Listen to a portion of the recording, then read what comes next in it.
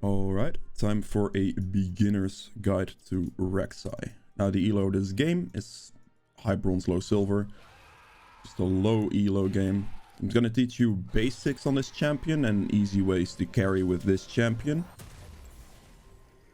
This will basically apply all the way up to, like I say, platinum, diamond. You can do most of these cheese tactics. So initially at 50 seconds you want to back place the ward on your buff camp that you're not starting on, because this will just mean that you will not get or be able to get invaded as easily. And if people do invade you, they will most likely invade you on your other buff camp. Now in this case I'm actually getting clear towards topside here. You can in most cases clear topside or topside down, which is very beneficial for lower elos, because most people in low elo start bot side and then you'll have an opposite clear. The reason I'm doing that here is because I'm playing an early game champion like Rek'sai, and Teemo is going to push in my Darius most likely because he's a ranged champion against the melee matchup, which kind of means that the Teemo is going to be very, very vulnerable to ganks from an early stage, and also 1v1ing like the Nocturne should be no problem because of the early game champion business. So that is a specific reason why, but if you don't feel comfortable with that, don't worry about it too much. You can very easily just start red and clear down to avoid anything. But just keep that in mind, like you have the option there if you want it. So I'm not gonna go fast clear anything. I will just still full clear camps. The reason I'm doing that is because it's 25 times more consistent. 25 is just a random number. Don't think like that's an exact number or whatever. The reason this is more consistent is because you flip your early game a lot less. In lower elos, you can't trust your laners at all, like ever. So it is much better to simply just full clear and be very consistent and gank when you have the time to gank, instead of ganking when it's good for them. You know what I mean? So that is a very important thing to keep in mind. Yeah.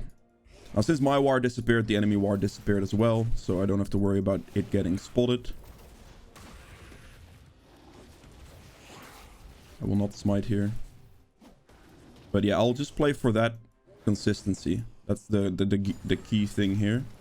I'm also not going to go for scuttle, because I'm just going to full clear and play it kind of safe that way. As you can see, the Teemo is still pushing, which is what I predicted with his ranged advantage on the enemy top laner. Or on my top laner, I guess. The enemy top laner has the advantage. So that's a really good thing here. We can easily start abusing that. Now let's see where Teemo is. I don't know. He's probably like... Okay, there he is. I'm just ping him multiple times, and then we go E over the wall. That doesn't work. And he's dead. Perfect. Initial clear. He does not have TP, so it's actually ideal for me if I would push here, but I should help him push here actually, because Teemo doesn't have teleport. I should just help him push so that it doesn't freeze outside of the turret for him. I'm giving up scuttles here for this, but it doesn't matter, because the high likelihood is regardless that he won't be going for bot scuttle right away anyway. Take a recall. Take a recall, please. Don't greet. Okay, well, whatever. It doesn't matter to me. At that stage, there's not a whole lot I can do. Now, for mythics on this champion, you have two options.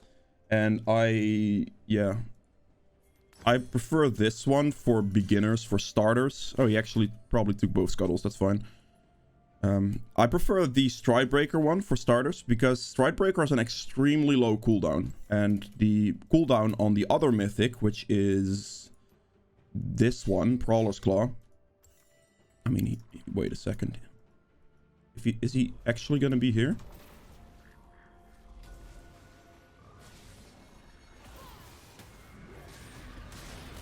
That's interesting.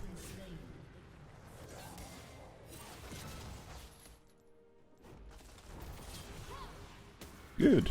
Nice hit. Perfect. Okay, that was an interesting decision by Nocturne. But, yeah, what I was saying, the cooldown on Prowler's Claw is extremely high compared to Stridebreaker, and they both have a similar effect for Rek'sai. Because Stridebreaker will give you a short dash, but it will also slow targets in your area, which means that you can actually catch up and be underneath them within a reasonable, like, time frame. Crawler's Claw will basically instantly put you underneath somebody, which can be very helpful at a little bit of a bigger range, but it doesn't have the slowing effect. So they kind of do the similar thing, but Stridebreaker 1 makes you tankier, and 2 is just a lot lower on the cooldown aspect as well for the usage of the ability. So it is kind of a thing there, and it also gives you better clear speed because you can use your Iron Spike Whip / Stridebreaker to clear your camps with as well. So it just all works out really well together for that to be very, very solid. There we go. Based on... Actually, wait. No, Bottles... the reason I'm not going for Top Scuttle here is because Bot Scuttle is spawning on the map. And that means that both Scuttles in the initial clear have to be down. So I don't even have to check. I already know it's going to be down. It's a small trick that you can apply as well. But as you can see, I am basically just full clearing and looking for opportunities. The Nocturne gave me one on the bot side alongside the Rel, but that's whatever. I can look for the Teemo here again, potentially. Just ping multiple times. Hope for Darius to walk up. In this case, he didn't walk up fast enough, but that's okay. Okay. Well, okay, I might be dead here. That blind's very annoying. Damn. The Nocturne actually was right there. I also got feared into blinded, so I couldn't hit anything. And just ulting or anything like that doesn't really help me either. So that just sucks for me. That was really good counter gank timing for the Nocturne there. Right, we're just still gonna go this route. I'm actually gonna buy some standard boots here instead of going for the health crystal. A very, very nice counter gank timing from the Nocturne there. It was quite unfortunate that my Darius wasn't able to walk up fast enough to the Teemo, but then again, Teemo has a speed boost. So there's not too much I can do. Now, based off that though, the Nocturne was just topside. The Bot Scuttle was the one spawning, which means that Bot Scuttle should be up, which you can see right there, movement.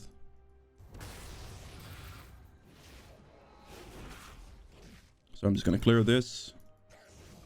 And we're just going to do my jungle clear again. Danger ping that because Nocturne's probably going to be 6 very soon.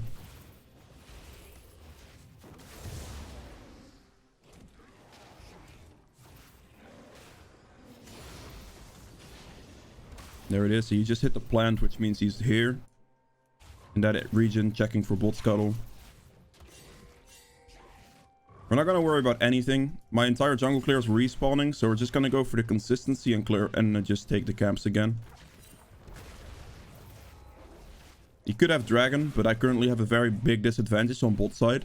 My bot lane, my ADC isn't there. So it's actually not even worth checking because it's going to cost too much time at this point. You have to have the lane priority in order to be able to back up a Dragon play. And even if the enemy team goes for the Dragon play, you still have to have the lane priority to be able to react to that Dragon play properly. And if you don't, then just don't go for it, especially early on, because you would waste a lot of time trying, which could cost you a lot of farm. Because right now he's doing Dragon, but I basically, if he is doing Dragon, and basically in that time frame, I get to full clear my jungle in return. So I gain a lot of tempo on the enemy jungler. Whoopsie daisy. Accidentally clicked my tunnel. I'll smite it. But you see the trade-off there? So if he were to do Dragon, which I don't think he is currently doing, because there would be no way. At this stage, he would have already had it. But if that was the case, I would have been able to do my entire jungle clear in trade for his Dragon. No, wait, he just used his hook, actually. There's only one way I get this gank off. It's gonna walk like this. And smite, knock up. Oh, no. That is... Oh, my God. The dart... Yeah. Okay. Teemo blind is extremely annoying. That's all I can say right there. I keep forgetting that's deep. Like, I don't say... I'm not really forgetting. I keep underestimating how much that messes me up. And then Nocturne comes in with the counter gank timing. Oh, well. It is fine.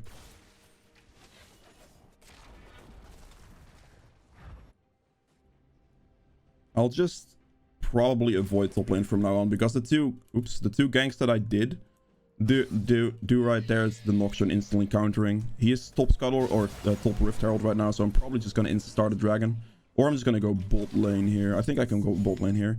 I'm unburrowing for this to hit the plant, and then I can burrow again instantly, so it doesn't have the cooldown. Right. But now you'll see, don't use your E, by the way. Just Stride Breaker. And then you can E to catch up. Whoa, what the hell? That looked like a weird interaction. But you see the usage there. You don't want to use your E initially, because it's the gap closer to where if they flash or whatever at the end. That's a better way to use it. I would assume that my Veigar and my Morgana would react to this, right? Alright, I'm just gonna ult Rise. Alright, I'll trade it. It's fine. My Morgana and my Veigar were both little slower on the rotation, but that's completely fine. We still trade pretty worth it there. Because I trade 2 for 1, I think. Yeah. So that's acceptable. Against that team, I will definitely be going for some mercs. So there we go.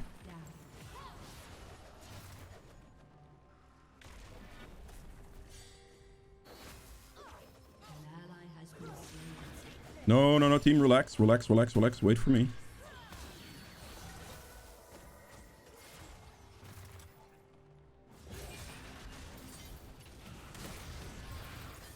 Interesting. Okay. Probably does mean that I have to give Dragon here, though. Actually, no. Let Dragon reset. Let Dragon reset. Please let it reset. Thank you. The reason we definitely do not want to be hitting it there is because Nocturne's going to walk out of base and we're going to lose the Dragon. It's not playable. I can't do anything there. Also, my Smite's on cooldown, so we're not going to risk anything. Alright, just gonna continue my full clear style and we'll see.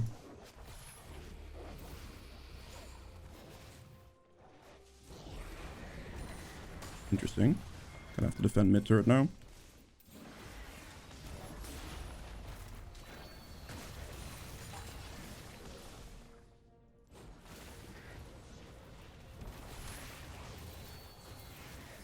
As you can see, you can use your Stride Breaker basically to help you clear any camp as well. That will be warded. I'm gonna hug this wall because there's a ward in that bush. He's still mid lane.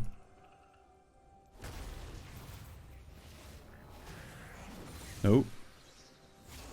A little sketchy. I nearly forgot my my smite's 900 these days. No Veigar, just walk up. Okay.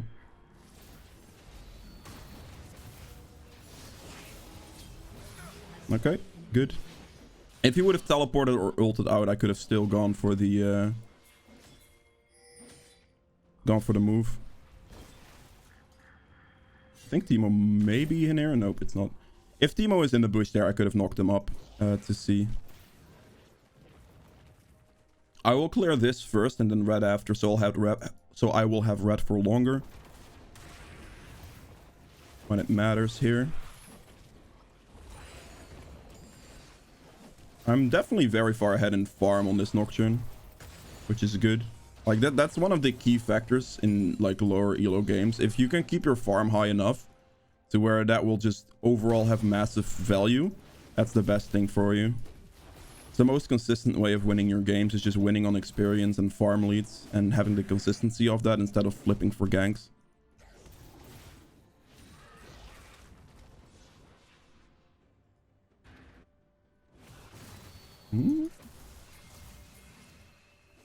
He's probably walking up. And we slow him and we knock him up. And there you go. That's basically the power of Stride Breaker. And look at the cooldown. 10 seconds from now. It's already going to be back up very soon. It is a way more consistent version of Prowler's Claw, basically. It's super valuable. I'm actually going to do Wolves first.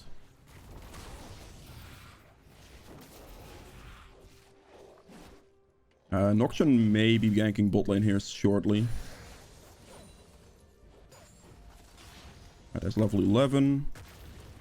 Currently, as I'm aware of. I'm 2 levels up on Noxian, but probably more likely to be 1 level up on Noxian right now.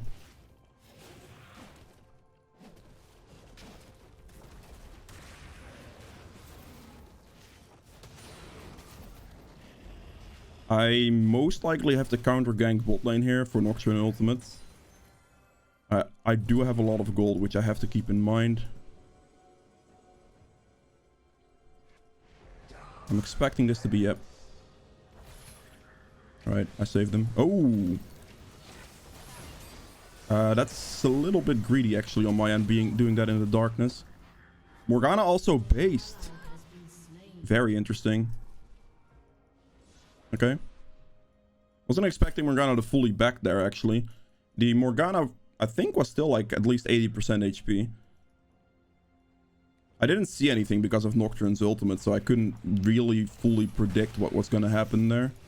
But I'm pretty sure that if the Morgana would have stayed, we would have been able to win that. But yeah, what can you do? He was just bot lane, used his ult bot lane, so top scuttle is most likely up. I know I do have a lot of gold, but... Oh, wait. Huh? Did Teemo clear it? Teemo might have cleared it. There's a high chance Teemo just cleared that, actually.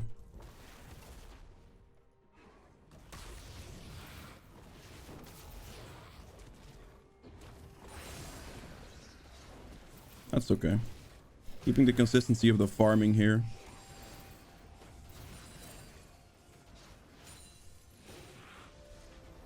I will not be able to gank this. I'm just gonna base. We're gonna play for the next dragon in like 10 seconds.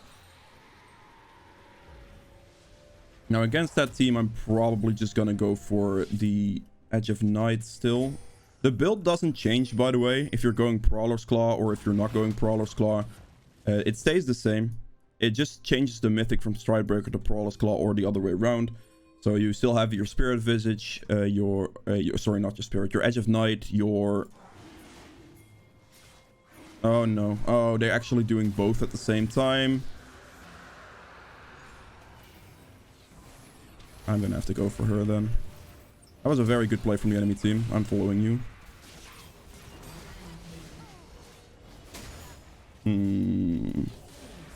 Getting minimal movement here for my teammates, unfortunately. But, I mean, this is, like, silver really low, so what do I expect, really?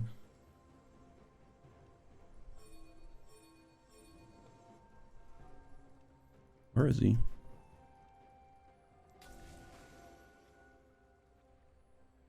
Nowhere here, really.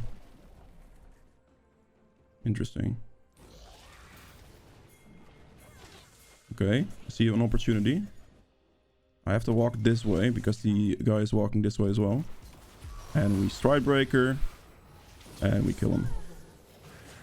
And we have Stridebreaker again in 10 seconds. Alright, I have an entire jungle clear back up. So let's do that.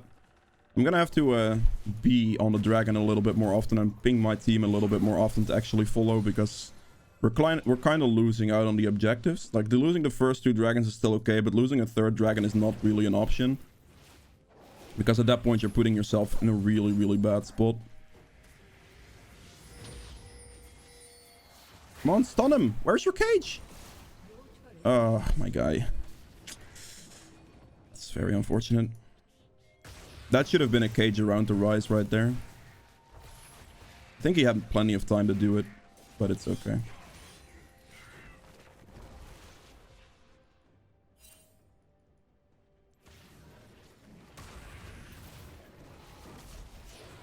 Darius actually took the base after Morgana and I... Oh, he did another Herald. This man's really focused on the objectives. I mean, I guess he has the better team rotations to do the objectives as well, so that's pretty good for him. Respectable.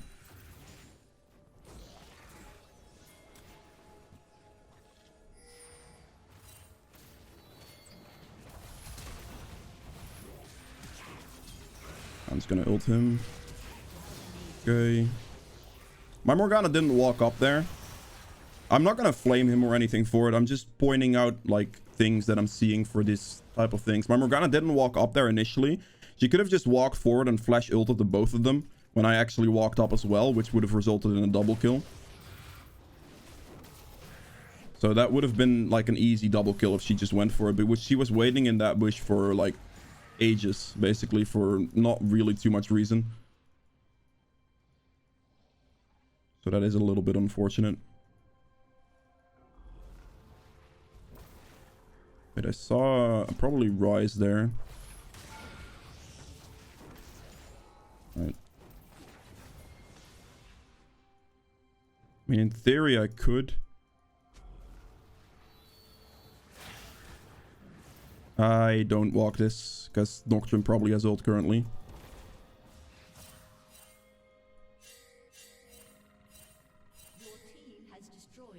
And we saw Nocturne on the minimap, and he most likely has his ult in this scenario. So I can't really do that. Also think Nocturne will most likely just be ulting bot lane. We're gonna see if their bot lane's gonna push or not. Oh, Rise is top. Okay. No, okay. He didn't not pay attention, I don't think. Well, that's actually one-shot the guy. Strikebreaker flash. Kill the Sivir. And kill her. Ooh. Okay, I guess my other guy got the kill. That's fine too. It's gonna be 50 whole seconds until the dragon spawns. I'm gonna do wolves here, recall, and then I'm gonna go for the dragon play.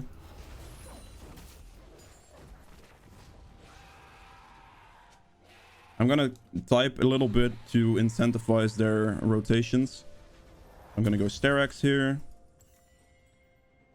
Another reason I'm going Sterak's here, by the way, as well, is because of the like extra survivability I'm getting, as well as the damage.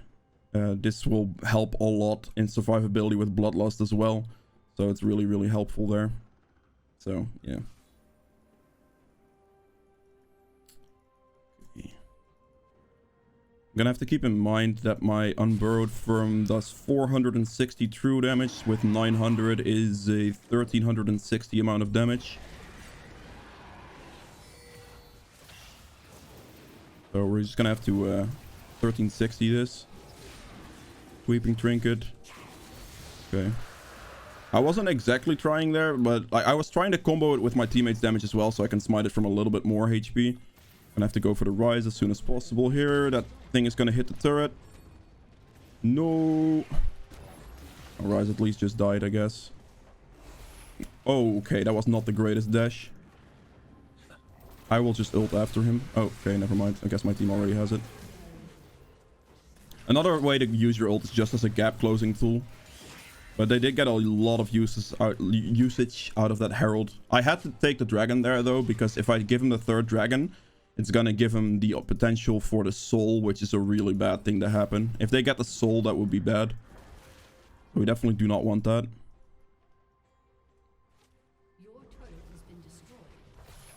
That is Teemo. Okay. I didn't know exactly who it was, but I still tried Breaker to see. I can't commit to that because I'll most likely get collapsed on in a specific situation like right there, because I didn't have any team backup from that position. That is a Rise teleport. That is fine. The question is, would they engage here? Oh. Check some vision on the side. I'm just gonna stand here to see if someone face checks. Not the case. Quickly gonna do some scuttle crap here.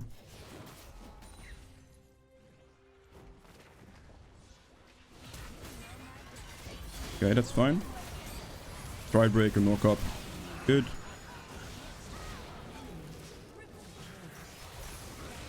And smite ult. And kill him. Nocturne's pretty strong though.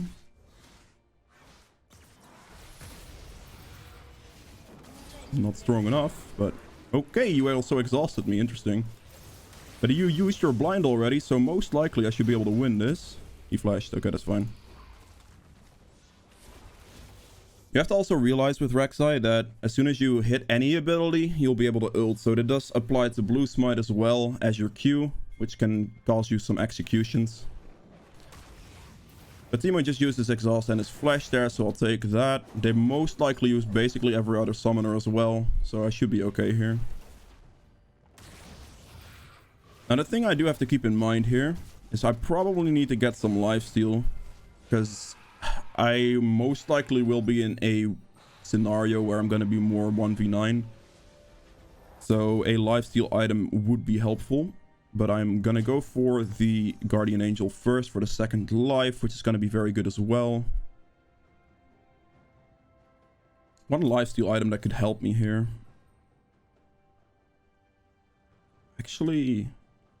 I actually think I'm probably just going to go Ravenous, because the Blade of the Rune King doesn't do too much. I mean, I don't necessarily have to go for the lifesteal. I do have Conqueror. The lifesteal here is a really big kind of question mark, because it is very, very helpful to sustain in team fights with, but I could also go for like a Death's Dance instead to kind of do a similar thing. Oh no. Oh boy. Team is... She used Sivir. I'll take that 100%. I only used my Smite and my Stride Breaker to get a Sivir ultimate. Okay, that's... I might... Oh, by the way, Edge of Night blocks Nocturne ult vision. So if you're against a Nocturne and want the extra vision, then it does help.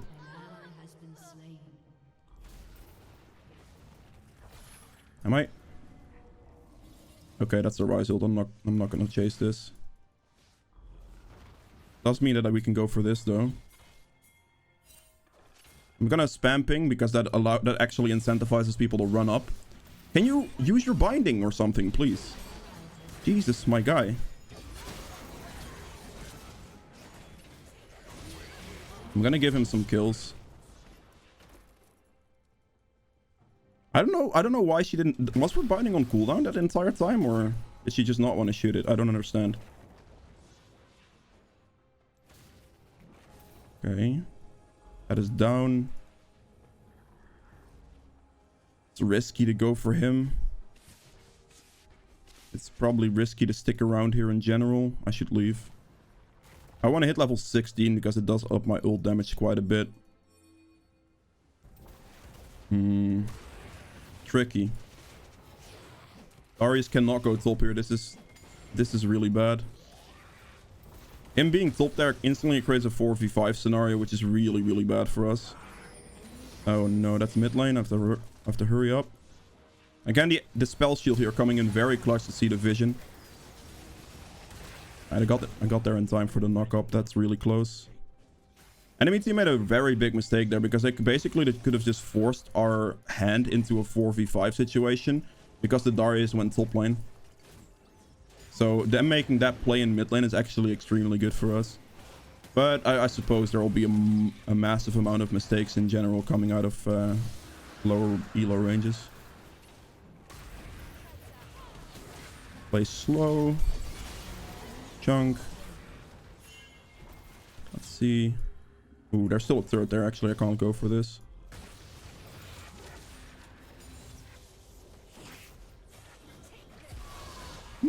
Oh, spell shield. I thought it was actually gonna hit. And we ult, and she's dead. Snipe tools. Ooh.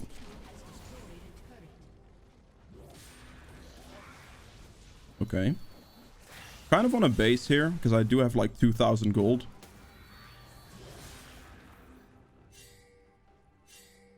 Please don't do this. He is literally about to die to Nocturne. Okay, well, I guess my Ashe forfeited her life. Please, please, please, please, please, please, please. Oh my god, this guy is... I don't understand the thought process behind... Well, the enemy team has a Nocturne. Let's try. Considering going Ravenous. 10% Omnivamp, 10% lifesteal. I guess this is probably slightly better. I'm going for the lifesteal here. You can go multiple different ways about this as well. I'm actually going to buy the Red Bull as well. You can have multiple options for the Lost Lord. You can go like a more magic resist item as well. But the reason I'm specifically going for lifesteal here is because I find myself to be in a more of a... I have to hard carry team fights position. And having the additional health sustain out of a little bit more lifesteal actually helps immensely with that type of stuff. So it's very worth it to build a lifesteal item in those scenarios.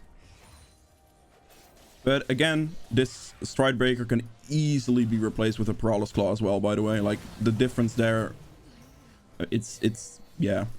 It was whatever you prefer, I suppose. I would recommend Stride Breaker for newer Rek'Sai players, because this is a lower cooldown thing that you could use more frequently, sorry. That will help you the same deal it will help with a Prowler's Claw, so yeah. Also makes you slightly tankier and slightly less squishy, so that does provide some things as well. Ashe is gonna die. Maybe I have to play backup for my Ashe here. Oh, she is so dead. Ooh, wait, the Nocturne is not going for the Ashe? There's no way. He just used a spell shield, by the way.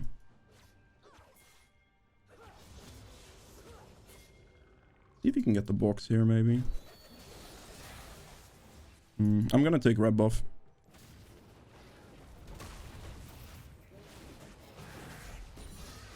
Okay, good.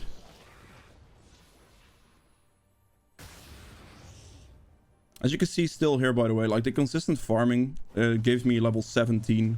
Whilst I'm just higher than anyone in the game. Plus I have 230 CS and I'm nearing full build. So this does help quite a significant amount for that consistency.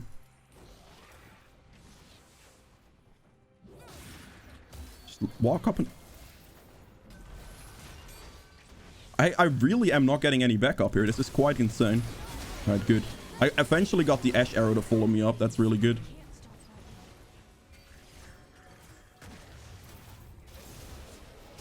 Okay, I'm just gonna ult you, and then I'm gonna E you, and he exhausted as well. I don't like the Baron flip here, but if my team wants to do it, I guess I can attempt it. I'm gonna hold my E. My E does 609, my smite does 900, so 1509. I have to keep that number in mind. I don't have a red trinket or like anything up to prevent Nocturne vision. Okay, good. Smite, like securing smites with Rek'Sai actually is quite easy with this additional thing. All right, so now we're just gonna have to go for Ocean, recall into Ocean. I'm gonna specify that a little bit.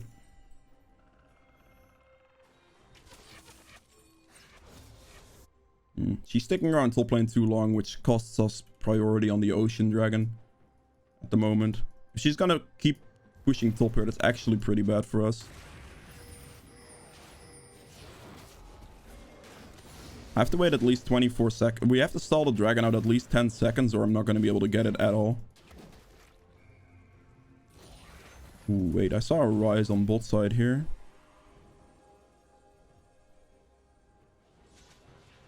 Wait. Did I?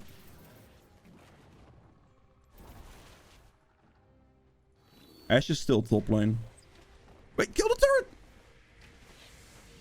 Okay, the minions did it. If she kills turret there, the teleport doesn't go through. Okay, and we got dragon, that's good. I'm gonna instantly back and get probably still bladed the rune. Nah. I don't know. I can get either. Both of them will be pretty decent, by the way. So if you can't decide, either of them would be good as a lifesteal option. Ow. But this...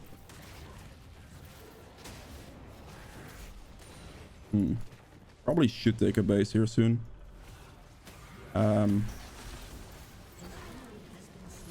Did I hit him? Probably not. Rip. He might have spell shielded my my Stride Breaker as well. I'm not sure. Yeah, he could have done. Potentially. Is he gonna ult somebody or... Is this warded? It's not. Okay. Didn't have my Edge of Night up this time.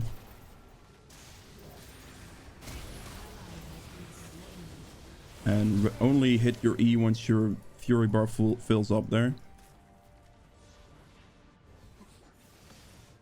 Probably should be looking to take a base. By the way, I'm playing this specifically around my teammates kind of splitting off, walking, doing some random stuff that they shouldn't realistically be doing.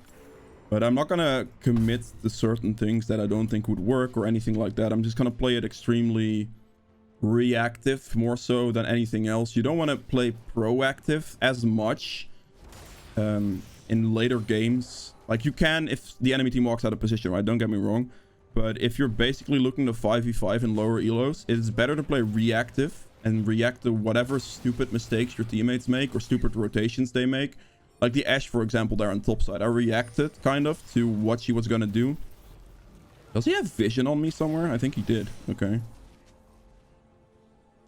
But I'm reacting more to kind of fix their mistakes and their mispositioning over anything else, which does create a little bit of a better situation for myself generally. And I'm also not relying on plays that I know would work in certain situations to be followed up that they wouldn't follow, if that makes any sense. Like, where is this gonna be? Probably bot lane, right? Okay, play it slow. Play on the back end of this. I have Guardian Angel, so I can just go in. I hit him, and then I ult him for the cleanup.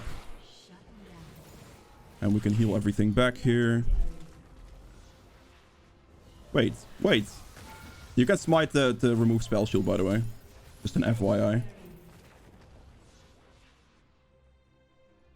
But right there, again, that reactive gameplay and also kind of pushing a little bit because I do have a Guardian Angel to make the move.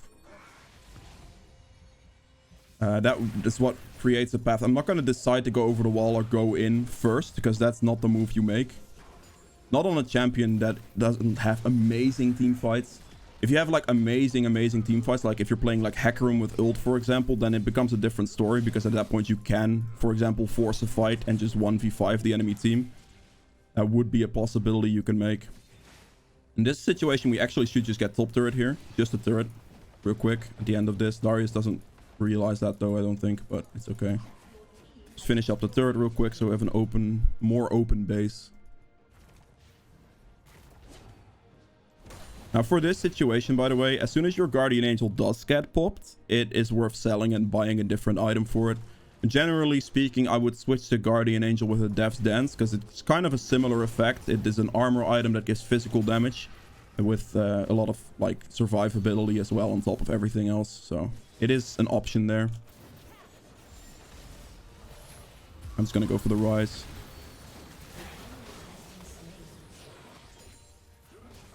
I'm going to go for the guy that I can guaranteed get. That is going to be mid lane, so I'm going to instantly run there.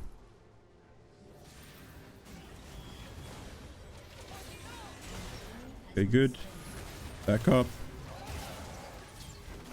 There we go. And then we just go back for bot lane for Sivir. See where she is. Don't care about the turret as much. And we're just gonna ult to drop turret aggro. There you go. But yeah, as you can see, it's more of a reactive game style. This is what I would recommend. You can play way more aggressive and try to end games faster, but it becomes a little bit more flippy if your team doesn't decide to make certain plays. But yeah, that's it for Rek'sai. I hope you guys have enjoyed this video. If you did, please make sure that the thumbs up button below helps me out quite a bit. If you'd like to see more videos from me in the future, hit the subscribe button as well. And I'll see you guys in the next one. Bye.